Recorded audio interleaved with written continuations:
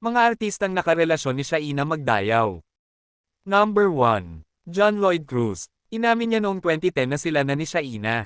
Sila ay naghiwalay noong May 2012. Number 2. Piolo Pascual. Noong 2017 sinabi ni Piolo na exclusively dating sila ni Shaina para sa 5 taon.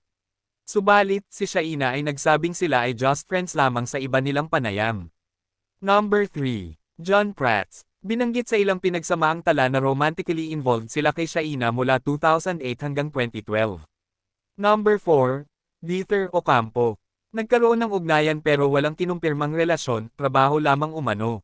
Number 5. Sam Milby. Inamin noon ni Sam na nagkaroon siya ng interes kay Shaina, pero hindi nauwi sa seryosong relasyon.